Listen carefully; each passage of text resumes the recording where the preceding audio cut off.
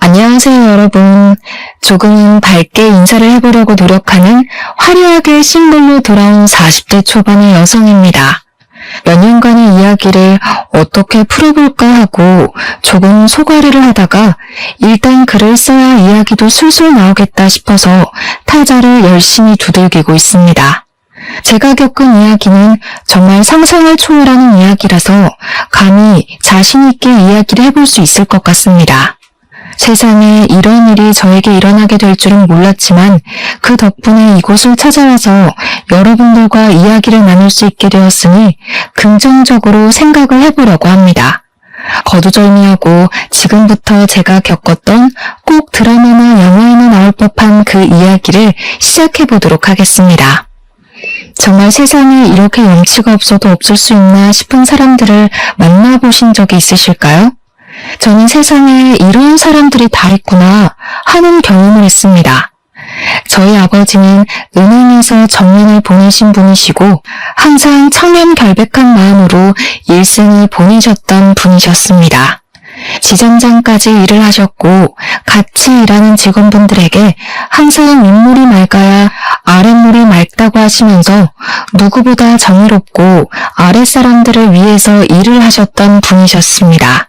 그 덕에 저는 항상 아버지를 존경할 수 있었고 저에게도 늘 모범이 되어주시고 교훈이 되어주시는 교과서 같은 분이셨습니다. 저희 어머니께서는 평생을 전업주부로 살면서 아버지를 보필하고 자식들을 키우는 것을 제일 최우선으로 생각하시면서 보내셨던 분이셨습니다. 늘 따뜻한 밥 한 끼 먹는 것을 중요하게 생각하셨던 분이셨기 때문에 저는 집에서 보내는 시간이 가장 행복하고 즐거웠습니다. 부모님께서 저에게 사랑을 주신 만큼 저 또한 밝고 빛나는 사람으로 자랄 수 있었다고 생각합니다. 그렇게 유년 시절, 학창 시절을 보낸 뒤 저는 대학을 졸업하고 꽤 괜찮은 회사를 다니면서 여유를 즐기며 살고 있었는데 우연히 기회가 찾아오게 되었습니다. 급하게 회사 선배님께서 저에게 소개팅 자리가 갑자기 파투가 나게 생겼다면서 대신해서 자리를 나가줄 수 있겠냐고 물어보셨고 심심했던 저는 흔쾌히 나가겠다고 대답을 했습니다. 그 자리에서 저는 남편을 만나게 되었습니다. 저는 남편과 처음 소개팅을 하던 날을 아직도 기억하고 있습니다. 남편은 소개팅 당일 세심하게 코스를 짜왔는데 그 모습을 보고 괜찮은 사람이라고 느끼게 되었습니다. 제가 사실 결정하는데 어려움 있는 남자들을 싫어하는 타입이라서 이 남자가 일일이 코스를 짜오고 두 번째, 세 번째 대안을 짜온 모습이 마음에 들었던 것이었습니다. 남자가 칼을 뽑았으면 무라도 썰어야 하지 않겠습니까? 박력 있게 자기가 원하는 바를 딱딱 말해주는 사람을 찾고 싶었던 저에게 남편은 아주 괜찮은 사람이었던 거죠. 저는 땜질로 나가게 된 소개팅 자리이긴 했지만 둘 다 나이가 어느 정도 있었기 때문에 결혼을 전제로 만나보기로 결정을 내리게 되었습니다. 물론 저도 남편의 인상이나 성격이 호감이었으니까 남편이 저에게 결혼을 전제로 한 연애를 들이밀었을 때 오케이를 한 것이겠죠. 저희는 그 이후에 8개월이라는 시간 동안 서로를 확인하고 사랑을 느끼게 되어 결혼식까지 순리대로 올리게 되었습니다. 결혼식 자체는 양가의 축복 아래 정말 성대하게 치러지게 되었습니다. 아무래도 저희 아버지께서 은행 지점장을 하고 계시니 손님들이 꽤 많이 오셨던 것입니다. 저는 그 당시 백화점 화장품 매장에서 일을 하고 있었고 남편은 평범하게 회사에 재직 중이었는데 맞벌이다 보니 돈 문제에 있어서 크게 모난 부분은 없었습니다. 누가 더 벌고 누가 덜 벌고의 차이를 두지 않았고 우리 부부가 공용으로 돈을 관리하면서 대출금도 갚고 가게 생활도 잘 꾸리며 살기로 했습니다. 시작이 괜찮았던 만남이었기 때문에 사실 저는 결혼 생활 자체도 너무 행복하고 즐겁기만 할 것이라고 생각했습니다. 조금 마음에 걸렸던 게 있다면 남편의 엄마, 그러니까 시모는 시부와 이혼을 한 상태였고 남편이랑 시모랑 단 둘이서 살고 있다는 점이었습니다. 시몬은 딱히 일을 하거나 돈을 벌어오지 않고 있는 돈을 까먹으면서 살고 있는 사람이었습니다. 물론 결혼 전에 남편이 용돈을 주었을 수도 있고 자세한 건 모르지만 시모가 돈을 벌어서 생활을 하는 사람이 아니라는 것은 알고 있었습니다. 시부랑 이혼을 했을 당시에 시부 쪽 과실로 인한 이혼이었던 것인지 위자료랑 양육비를 꽤 받았다는 이야기를 뒤늦게 들어 알게 되었습니다. 시모는 그 돈을 그저 까먹는 데만 쓰지 않고 주위 사람의 권유를 받아서 부동산에 투자를 했다고 하더라고요. 저는 솔직히 투자 같은 건 무서워서 못하겠던데 시모는 과감한 성격인 건지 사람들의 말만 듣고 바로 투자를 진행했다고 합니다. 그 투자를 했던 땅이 뒤늦게 도로가 뚫리고 개발이 되면서 이익을 엄청나게 보게 되었고 사는데 부족함이 없을 정도로 돈을 긁어모았다고 하더라고요. 시모는 그 투자 하나가 잘 된 것에 기가 살아서 본인이 상당히 재테크를 잘하는 사람이라고 으스대는 걸 즐기고 사람들의 시선을 받는 걸 좋아하시는 분이었습니다. 저에게도 투자를 하고 싶거나 돈을 불리고 싶은 마음이 있으면 본인에게 와서 이야기를 하라고 하셨거든요. 하지만 제대로 공부한 사람도 아니었고 은근 팔랑귀인 부분이 있어서 주위에서 이게 괜찮다더라 하면 일단 투자를 하고 보는 리스크가 많은 투자를 하는 분이셨습니다. 저에게 으스대면서 통장에 돈을 쌓아두는 것만큼 바보 같은 짓 없다고 늘 말씀하셨지만 사실 부동산 투자라는 게 다 그렇지 않겠습니까? 어디가 개발된다더라, 어디에 뭐가 들어선다더라 하는 소문만 듣고 몰렸다가 이도저도 아니게 망하는 사람이 한둘도 아니고요. 그냥 시모는 우연히 주워들은 정보를 가지고 투자를 했던 땅이 재개발이 되면서 로또를 맞은 케이스, 그 이상 그 이하도 아니었습니다. 저는 저희 아버지께서 은행에서 오래 일을 하셨기 때문에 아버지의 투자 방식이 훨씬 더 마음에 들고 안정적이라고 생각을 하고 있었습니다. 단지 수익률은 시모보다 떨어질지 몰라도 아버지께서는 단돈 10,000원을 벌어도 손실이 나지 않는 곳으로 최대한 알아보고 일을 하셨습니다.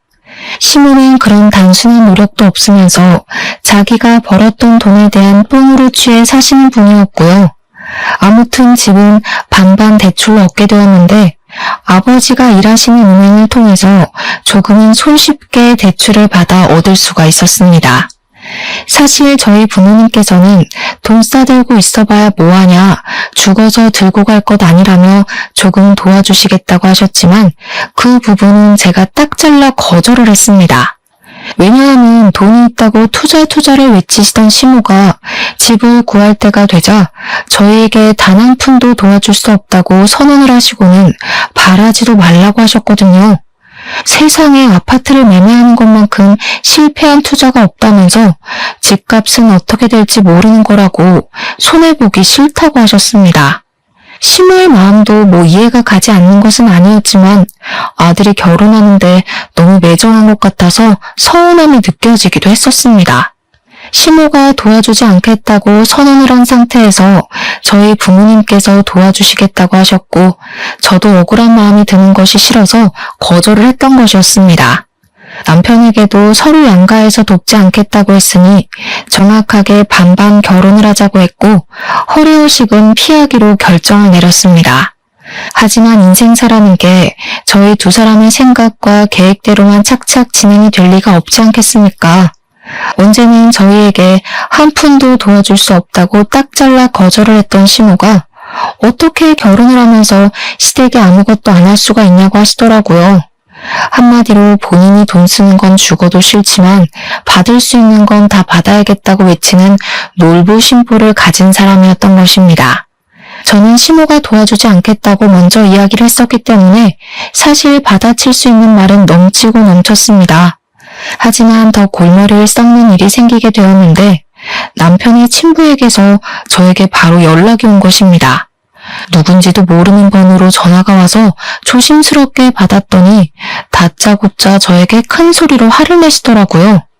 결혼을 한다는 소식을 들었는데 왜 아직까지도 인사를 드리러 오질 않아?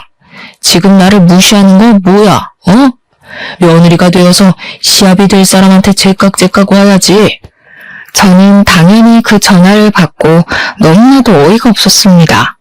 남편도 시모도 저에게 남편이 친부에게 인사를 드리러 가야 한다고 언지를 해준 적이 없었기 때문이었습니다. 두 분이 이혼했다는 이야기만 들었지 그 외의 소식을 전혀 들은 게 없는데 어느 누가 친부에게 인사를 드리러 가야 한다고 생각을 하겠습니까? 시댁에서 저에게 언지를 주었다면 저도 준비를 해서 시부를 만나러 갔겠지만 남편조차도 본인 친부에게 인사를 드릴 생각을 하지 않는데 제가 나서서 해야 하겠습니까? 결국 남편과 상의를 한 끝에 친부라는 사람을 만나러 가게 되었는데 저를 아래 위로 훑어보면서 남편에게 말도 안 되는 소리를 하시더라고요. 곰곰이 생각을 해봤는데 말이야. 아무리 양육권 친권을 그 여자가 가져갔다고 하지만 결혼식 같은 중대한 자리에는 엄마보단 아빠가 하는 게 낫지 않겠냐? 내가 친아비인데 혼주석에 앉지 못할 이유가 전혀 없지 않겠냐 이 말이야. 곰곰이 한번 생각을 해봐라. 아무리 그래도 엄마가 앉아야 하지 않겠어요? 네 어미가 혼주석에 앉겠다고 하든 내가 새장가 들은 거 너도 알지? 내 부인이랑 같이 혼주석에 앉는 것도 나쁘지 않을 것 같은데. 저는 그 대화를 듣고 정신이 멍해지는 기분이 들었습니다. 지금의 남편을 평생 키우고 함께 살았던 시모의 자리에 새엄마를 앉히고 싶다고 말을 하는 시부. 그런 사람을 누가 이해할 수 있겠습니까? 제가 그때라도 이 집안이 상당히 콩가루구나, 정상이 아니구나 하는 걸 느꼈을 때 도망을 쳤어야 하는데 말입니다. 사람은 참 미련하고 바보 같은 동물이지 않겠습니까? 이미 신혼집도 다 구해준 상황에서 그냥 이 상황을 모면해야겠다는 생각밖에 들지 않았기에 저는 필사적으로 대화를 다른 주제로 돌리려고 애를 썼습니다. 그런데 이 바보 같은 남편놈이 무슨 생각으로 그런 소리를 한 건지 시모한테 가가지고 시부 이야기를 고스란히 전달을 한 게 아니겠습니까? 이야기를 전해들은 시모는 노발대발 난리를 치면서 그 정신나간 인간이 노망이 난 것이 틀림없다며 분노를 감추지 않았습니다. 자기가 도대체 애 키우는데 뭘 해주는 게 있다고 혼주석에, 그것도 새 마누라랑 앉겠다고 난리야 난리를. 아버지 말로는 엄마가 어차피 재혼도 안 했는데 혼주석 한 자리를 공석으로 두느니 두 부모가 있는 아버지 쪽에 앉는 게 모양새가 낫지 않겠냐고.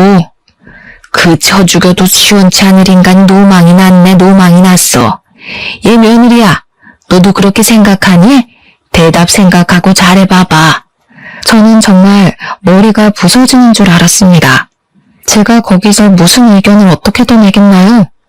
결국에는 시모가 양육권이며 친권이며 전부 들고 있었고 남편을 평생 키워냈으니 시모가 혼주석에 앉기로 마무리가 되었습니다. 물론 어떻게 보면 당연한 이야기인데도 불구하고 이 문제로 거의 3주간 시모와 시부가 싸우고 난리를 쳤으니 제가 얼마나 힘들었겠습니까? 시부는 마지막으로 저에게 상견례 자리에 시모가 떡하니 가서 앉아 있었으니 자기네 집안이랑도 만날 수 있게 자리를 마련하라고 했습니다. 저희 부모님께 그 이야기를 전달할 때 얼마나 얼굴이 화끈거렸는지 모르겠습니다. 결국 시부가 원했던 대로 결혼 전에 시부네 가족들과 함께 간단하게 언약식 비슷한 스몰 웨딩을 준비하기로 했습니다. 친구들 사이에서도 한동안 이슈였어요. 같은 남자랑 2번 결혼한 여자가 되어버린 거니까요. 부끄럽긴 했지만 그때까지만 해도 긍정적으로 생각을 하려 애를 썼습니다. 웨딩드레스도 2번이나 입어보고 아주 신선한 경험을 한다면서 정말 괜찮은 척, 즐기는 척 하는 척쟁이 생활을 하게 되었습니다.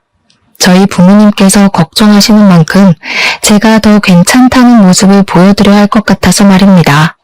하지만 이것들이 모조리 제 발목을 잡을 일이었다는 걸 그때는 왜 몰랐을까요?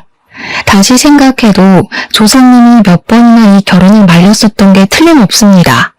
그 사달이 난 이후에 시모는 그동안 시부랑 남편이 연락은커녕 서로 생사도 모르는 채로 지내고 있는 줄 알았는데 그게 아니었다는 것을 알게 된 것입니다. 알고 보니까 남편이 시모 몰래 시부랑 연락을 하고 지냈던 것도 모자라서 시부의 새 부인, 그러니까 새엄마와도 연락을 하고 지내고 있었던 것이었습니다. 남편이 야가 빠진 건지 뭔지 그동안 남편이 돈이 필요할 때마다 시부에게 연락을 해서 용돈을 받아서 타쓰고 있었던 것이었습니다. 시부는 용돈을 주면서 남편과의 관계를 유지하고 시모 몰래 틈틈이 만나서 밥도 먹고 시간을 보내고 있었던 것이었고요. 새 부인과 시부 사이에 자식이 들어서지 않았기 때문에 나중에 노후를 대비하는 마음에서 남편에게 효도를 바라고 있었던 것이었습니다.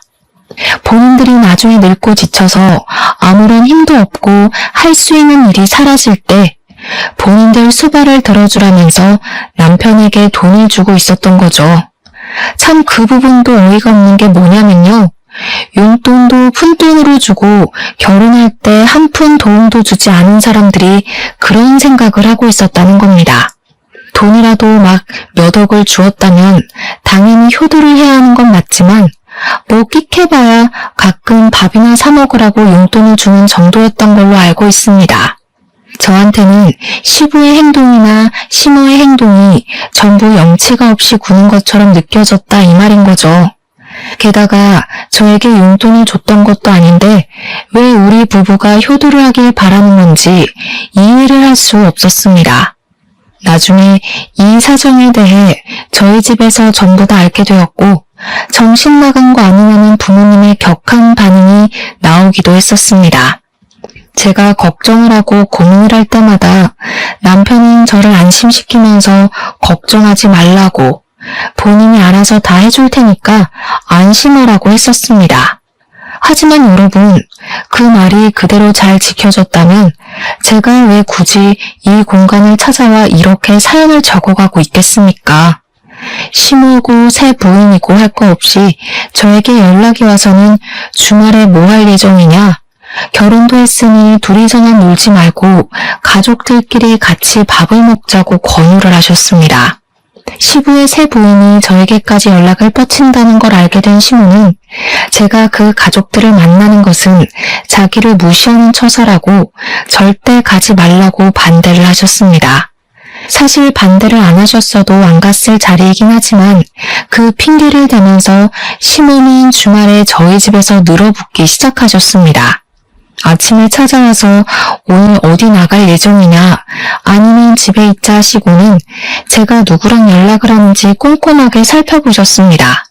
저희 부모님께 이 고충을 토로했더니 제 걱정에 밤에 잠이 안 온다고 하시더라고요.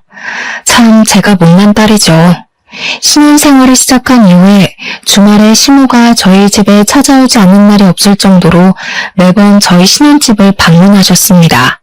이유는 뭐 당연히 시부와 새 부인을 만나지 말라는 명목이었으나 실상은 조금 달랐습니다. 주말마다 저희 집에 와서 살림에 참견을 하고 저를 못 시켜 먹어서 안달이 난 사람처럼 구는 것이 아니겠습니까? 예, 우리 아들이 얼마나 집에서 밥을 잘 먹고 다니는지 궁금해 죽겠으니까 밥이나 한번 거하게 차려봐라. 아니 그나저나 얘야, 집안 꼴이 도대체 이게 뭐니? 여자가 바깥일을 한다고 해도 청소는 잘하고 살아야 하지 않겠니? 이것부터 치워봐라. 그리고 집에 어떻게 과일이 하나도 없을 수가 있어. 우리 아들이 과일을 얼마나 좋아하는데. 물론 제가 맞벌이라는 이유로 집안 청소를 게을리한 것도 인정을 하고요. 제가 과일을 별로 좋아하지 않아서 사다 놓지 않은 것도 인정을 하는 부분입니다. 하지만 청소는 남편이 해도 상관없는 부분이고 더군다나 자기가 먹고 싶으면 사다 먹으면 되는 거 아닌가요? 저에게는 기준과 잣대를 두고 이야기를 하는 시모가 이해가 가지 않았고 그런 잔소리를 더 이상 듣고 싶지 않았습니다. 결국 이런 생활이 3개월 동안 내내 반복이 되자 저도 더 이상은 참을 수가 없어서 시모에게 냅다 소리를 지르면서 이야기를 했습니다. 그리고 시모에게만 해봐야 소용이 없다는 것을 깨닫고 시부에게도 연락을 드려서 말을 하게 되었습니다. 제가 한 이야기의 요점은 결혼식 혼주석에 앉은 게 시모이듯 남편을 평생 키운 사람은 시부가 아니라 시모인 건 틀림없다. 그러니까 우리가 최소한의 도리만 하고 살 수 있게 서로 양해를 해달라는 말이었습니다. 시모가 계속 시부에게 신경을 곤두세우니 가운데서 새우등 터지는 건 저뿐이었거든요. 제가 언제까지 양쪽의 눈치만 보면서 살 수는 없지 않겠습니까? 시모와 시부한테도 서로 알아듣게 잘 이야기를 했으니 주말에는 제발 집에서 가만히 시체처럼 쉴 수 있게 도와달라고 읍소를 했습니다. 정말 저희 부모님께도 그렇게 애원을 해본 적이 없는 것 같은데 말입니다.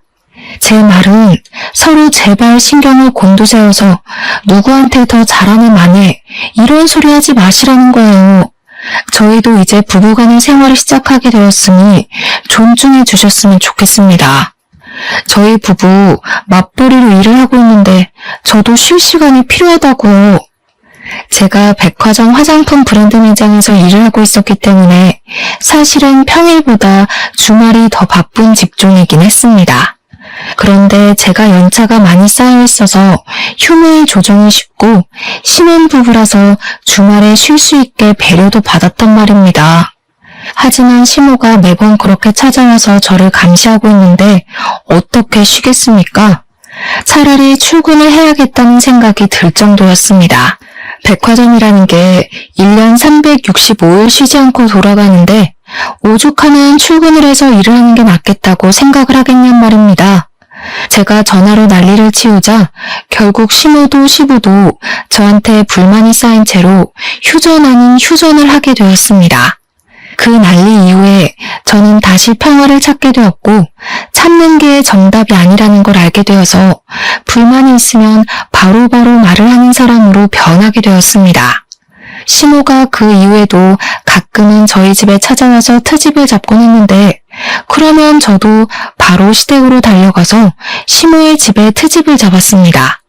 시모가 저희 집에 와서 괜히 커튼을 만지작거리면서 이게 무슨 색이냐, 인테리어를 망친다, 색 누가 골랐냐 하며 제가 고른 거 뻔히 알면서 이야기를 하시대요. 저는 그런 치졸한 모습으로 구는 시모가 어이가 없어서 다음날 바로 퇴근하자마자 시댁으로 찾아갔습니다. 어머님, 다시 보니까 소파 색깔이 영 칙칙한 게 별로네요. 재질도 별로인 것 같고. 집이랑 너무 안 맞는 거 아니에요? 싸구려를 사셨나? 우리 시모가 졸부이다 보니까 뭐든 비싼 게 최고라는 생각으로 사시는 분이셨거든요. 당연히 소파도 최고급 소파일 게 분명했지만 일부러 시모 들으라고 싸구려를 강조하면서 이야기를 했습니다.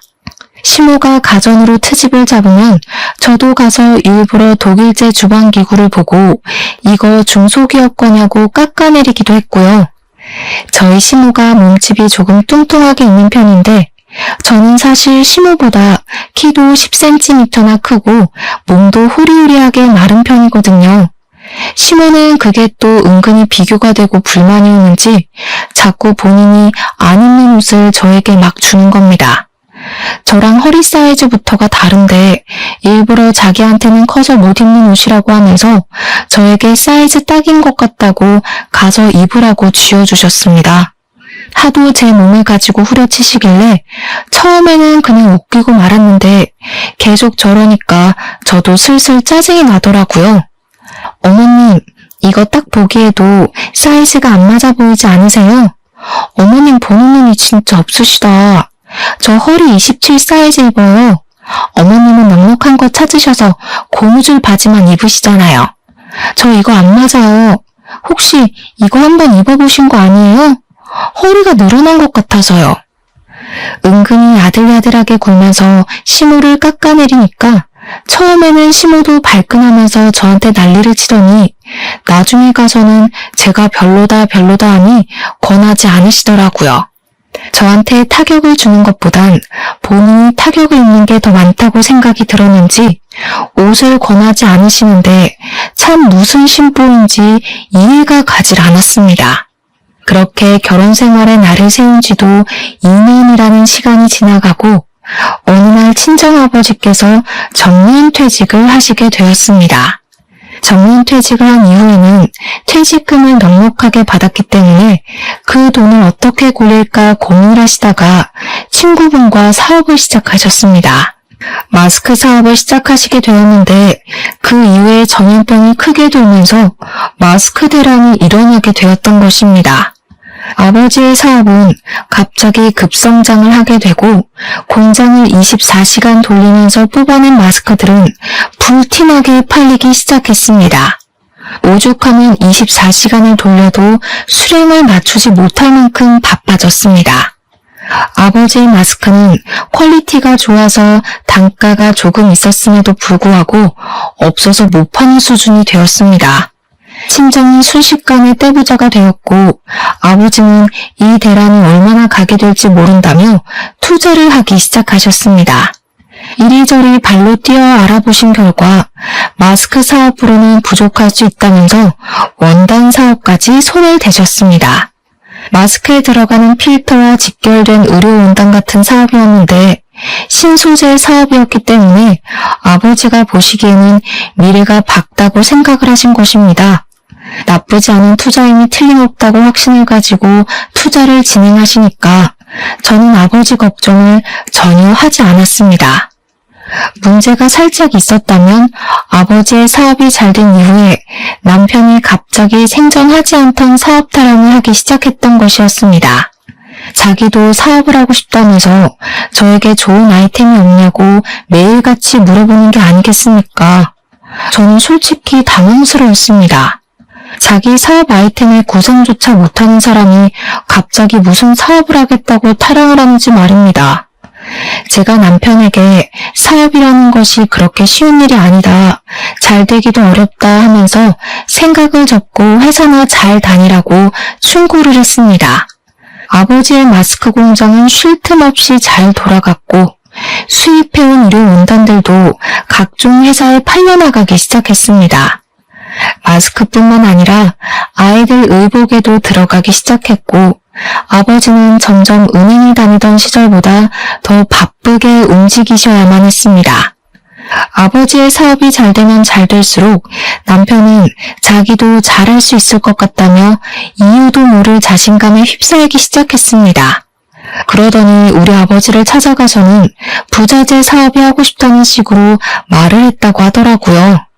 아버지께서는 그쪽 일은 잘 모른다고 하시면서 부자재는 박리담이 아니냐, 초기 투자 비용도 만만치 않다고 말씀을 하셨답니다. 아무리 그래도 직장인인 최고 아니겠어? 사업하면 바쁘기도 하고 신경 쓸 게 한두 가지가 아니라네. 남의 돈 받아서 먹고 사는 게 얼마나 힘든 일인지 사업은 신중하게 생각해야 돼. 장인어른도 그 나이에 그렇게 성공을 하셨는데 저희는 제가 안 될 이유가 있겠습니까? 남편은 그 자신감이 점점 커지기 시작했고 저에게 뜬금없이 자기가 사업을 해야겠다고 하면서 한 달 생활비가 얼마나 드는지 혼자 계산기를 두들기더라고요. 제가 회사를 그만두기만 해보라고 절대 안 된다고 일을 드러내고 으르렁거렸지만 남편은 사업에 대한 미련을 접지 못했습니다. 한술 더 떠서 시모가 글쎄 남편에게 남자가 사업하면 좋지 않겠냐고 투자를 해주겠다고 선뜻 말씀을 하셨습니다. 아니, 투자를 할 돈이 있으면 우리 집 대출금이나 좀 갚아주지 말입니다. 남편은 시모의 응원에 힘입어서 돌연 회사를 그만두고 퇴직금 받은 돈에 시모에게 투자받은 돈까지 더해서 부자재 사업을 시작했습니다. 마스크가 불티나게 팔리게 되면서 사람들이 액세서리를 찾기 시작했고 더불어 마스크 줄이 같이 팔리게 되었는데 남편은 그걸 노린 것이었습니다. 처음에는 투자받은 돈으로 열심히 공장을 돌려서 마스크 줄을 대량 생산을 하기 시작했는데 그게 맘처럼 쉽게 잘 되지 않았습니다. 그러다 보니 있는 돈은 자꾸 까먹게 되고 우리 집 대출금이며 생활비며 제가 버는 돈으로 해결해야 하는 건 안 봐도 비디오로 재생되시죠? 하지만 여러분들도 대충 알다시피 백화점 화장품 판매 사원이 돈을 벌어봐야 얼마나 벌겠냐 이 말입니다. 시간이 흐르면 흐를수록 생활비가 점점 부족해지기 시작했고 저는 남편에게 제발 사업에 그만 눈을 돌리고 직장 생활하면서 돈을 벌어오라고 부탁을 했습니다. 그런데 제가 그 말을 할 때마다 시모가 계속 참견을 하면서 저에게 핀잔을 주시는 게 아니겠습니까? 남편이 하는 일에 도달지 말아라. 어디 여자가 남자 바깥 일에 신경을 쓰고 그러니? 알아서 잘 하겠지. 우리 아들이 얼마나 똑똑한 아인데 떼부자가 하루아침에 되냐? 결국 저는 몰려드는 압박과 쉴 새 없이 빠져나가는 돈 때문에 생활비가 부족해지는 위기에 봉착했고 대출금을 갚기 위해 아버지께 돈을 빌려야 했습니다. 그런데 아빠가 제 사정을 전부 들으시고는 아주 단호하게 그런 말을 하시더라고요. 대출금을 전부 대납을 해줄 테니 집 명의를 제 명의로 바꾸라고 말입니다. 남편과 상의를 해보고 진행을 해야 할 것 같아서 집에 돌아와서 아버지가 저에게 해준 말씀을 전달을 했더니 남편의 표정이 오묘하더라고요. 남편은 사업이 만만치 않음을 느끼고 좌절해가고 있었던 시점이었는데 아버지께서 집 대출금을 전부 갚아준다고 하니까 명의 따위 바꾸는 게 뭐가 대수냐고 당장 하라고 하더라고요. 그 이야기를 들은 시모만 뾰루통에 있었습니다. 대출금 갚아주신다니까 감사하긴 한데 명의는 왜 바꾸라고 하시냐? 누가 그 집 홀라당 까먹는다냐? 또 모르죠. 나중에 집 담보대출이라도 잡히면 큰일이지 않겠어요? 그 뒤로는 시모 말도 깡그리 무시했죠 뭐. 시모고 시부고 집 갚는데 돈 한 푼 안 보탠 사람이 무슨 할 말이 많다고 그렇게 참견을 해대는지. 아무튼 남편의 사업은 1년 가까이 침체기를 맞이하다가 아주 예상도 못한 시점에 갑자기 대박이 터지게 되었습니다. 그건 바로 남편이 외국의 캐릭터의 액세서리를 무리하게 계약을 해가지고 국내에 들여오게 되었는데 정말 뜬금없는 타이밍에 그 캐릭터가 인기를 얻게 된 것입니다. 국내에서 입소문을 타고 유명해지기 시작하자 팔리지도 않던 부자재가 미친 듯이 팔리기 시작했습니다. 남편은 마스크줄 판매를 바로 접고 그 캐릭터의 액세서리 위주로 공장에서 물건을 찍어내고 납품을 시작하게 되었습니다. 사업이라는 게 정말 한 치 앞도 예상할 수 없는 일이더라고요. 남편의 사업이 언제 침체기를 겪었냐는 듯이 갑자기 승승장구를 하게 되었습니다. 근데 우리 남편이 그 캐릭터를 무리해서 계약했을 당시 돈이 없어서 우리 아버지에게 투자금을 빌린 적이 있었습니다. 저는 아버지에게 이 사람이 다시 직장에 다니는 것이 좋겠다, 도와주지 말라고 이야기를 했었는데 아버지는 사업을 시작했으면 실패도 겪어봐야 성장하는 법이라고 하셨습니다. 그래서 꽤 큰 돈을 턱 빌려주셨는데 그 돈이 무려 2억이나 되었습니다. 그 캐릭터가 사실 해외에서도 그다지 인기가 있었던 캐릭터는 아니라서 부자재를 거의 독점으로 들여오는데 그 돈이 필요했던 것입니다. 그걸 아버지한테 빌려서 계약을 하게 되었는데 이젠 뭐 그 돈을 갚고도 남을 만큼 매출이 훌쩍 뛰게 되었습니다. 그런데 정말 반전으로 그때 저희 아버지의 사업이 갑자기 내리막길을 걷게 되었습니다. 아버지께서 신소재 쪽으로 완전히 눈을 돌렸는데 대기업에서 아버지의 사업 아이템을 훔쳐서 장사를 하기 시작한 것입니다. 대기업을 어떻게 개인 사업자가 이길 수 있겠습니까? 거래처는 물론이고 홍보며 소재 개발까지도 싹 대기업에 빼앗기게 되었습니다. 그때쯤 마스크 사업도 공장들이 풀가동을 하면서 수요가 확 줄게 되었고요. 아버지의 사업이 크게 휘청하게 되었는데 남편의 사업은 나날이 고공행진을 하고 있었습니다. 남편은 독하게도 남편의 공장이 아닌 다른 공장에서 카피해서 판매를 하는 그 캐릭터들을 전부 신고해서 완전히 시장을 독점하고 있었습니다. 인터넷에서 판매되고 있는 짝퉁 제품들을 하나하나 찾아서 신고를 하고 판매 중지를 걸고 있었던 것입니다. 그러면서 남편은 사업이 잘 될 줄 알고 있었다면서 다 자기 능력이라고 말을 하고 다니며 마치 투자에 성공한 시모처럼 으스대고 있었습니다. 허구한 날 무슨 술을 그렇게 마시고 다니는 건지 사실 남편의 사업은 부자재 사업을 하는 거라 그다지 뭐 접대할 일도 없었습니다. 그럼에도 불구하고 무슨 맨날 접대를 하러 다닌다고 하면서 집에 늦게 들어오는 건 물론이고 매일같이 술에 취해서 개가 되어 들어왔습니다. 저는 그런 남편을 잡고 부탁을 했습니다. 지금 우리 아버지의 사업이 많이 힘들다고 하는데 돈을 좀 빌려주면 안 되겠냐고 말입니다. 사실 남편도 저희 아버지에게 투자금을 빌린 게 있으니 갚아야 하는 게 도리 아니겠습니까? 그러자 남편은 자기도 많이 버는 것 같지만 직원들 월급 주고 하면 남는 게 없다면서 조금만 더 기다려보라며 자리를 회피하길 반복하더라고요. 아버지의 공장이 굴러가고 있긴 했지만 자꾸만 적자가 나는 상황이었고 결국에는 공장을 정리해야 할 것 같다고 이야기를 하셨습니다. 그래도 그간 투자가 불려놓은 재산이 있어서 크게 망하고 빚이 생기고 한 것은 아니었지만 저는 마음이 정말 너무 안타까워 어쩔 줄을 몰랐습니다. 남편에게 일부라도 투자금을 상환해주기를 부탁하기도 했었습니다. 2억이 갑자기 생기면 부모님의 노후자금으로 충분할 것 같다고 생각을 했기 때문에 남편을 붙잡고 진지하게 이야기를 한 것입니다. 남편은 알겠다고 하면서 매달 돈을 갚아 나가겠다고 약속을 했는데 참 나중에 아버지께 들어서 알게 되었습니다. 우리 남편이 투자금을 갚겠다고 하면서 매달 50만 원이라는 돈을 보냈다는 것입니다. 거기서 저는 이성을 잃었죠. 시모는 본인 아들이 매달 50만 원을 보내는 것에 감사할 줄 알아야지 가족들끼리 돈 문제로 얼굴 붉히고 따지는 게 아니라는 식으로 말을 하시더라고요. 저는 남편이 우리 아버지에게 빌린 돈을 갚아야 하는 건 당연한 거다. 어려울 때 도움을 받았으니 우리 아버지 사업이 어려울 때 도와야 하는 거라고 했습니다. 하지만 시모는 저의 그런 생각 자체가 틀려먹은 것이라고 이야기를 하는 것이 아니겠습니까? 하루는 시모가 우리 집에 참견을 하러 오셨다가 지갑을 두고 가시는 바람에 제가 시모의 집으로 오랜만에 방문을 하게 되었습니다. 사실 지갑만 두고 나오려고 했는데 현관에 있던 중문이 바뀐 걸 보고 의아해서 집으로 들어가게 되었습니다. 저 정말 너무 깜짝 놀랐잖아요. 시모네 집 가구며 가전이며 전부 새 걸로 싹 바뀌어 있었거든요. 어머님, 이게 다 뭐예요? 집 인테리어가 싹 바뀌었네요.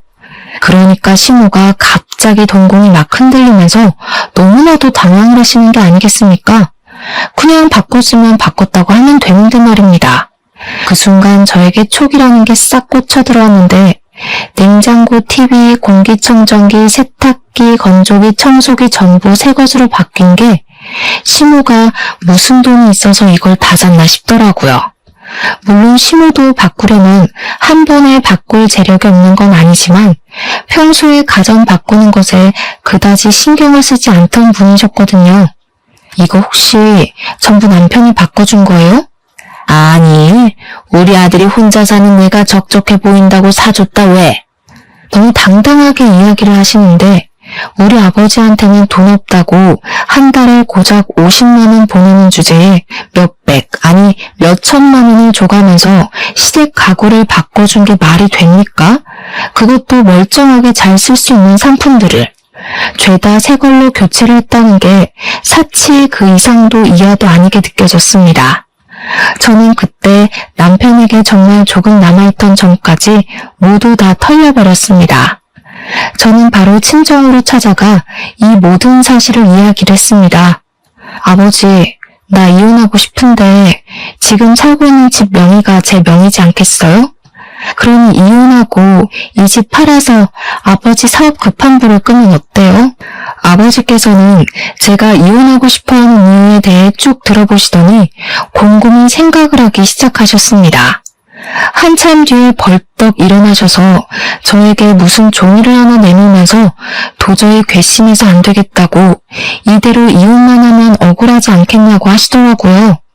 그 종이를 읽어보니까 변호사 공증까지 받은 차용증이 아니겠습니까?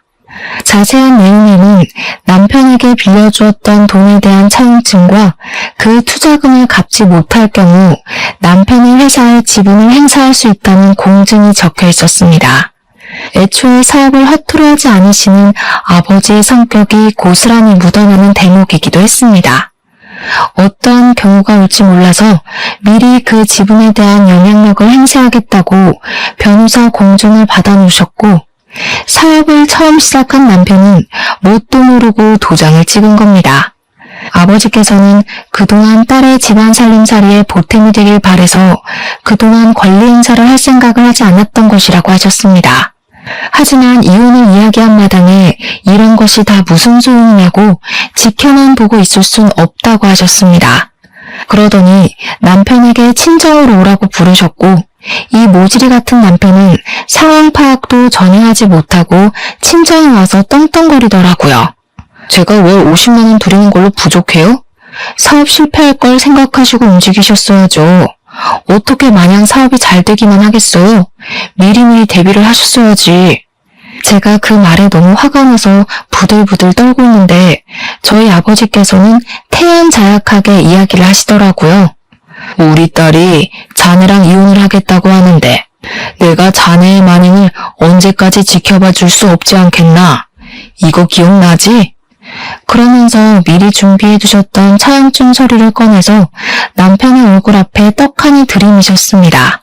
남편이 그걸 읽더니 무척이나 당황해하면서 머리를 긁더라고요. 저도 기억이 나긴 하는데요. 이것도 당장 갚을 돈이 있어야지 갚지 않겠습니까? 아시다시피 저도 매달 50만 원 드리는 게 버거워서요. 갑자기 태도를 바꾸는데 헛웃음이 나더라고요.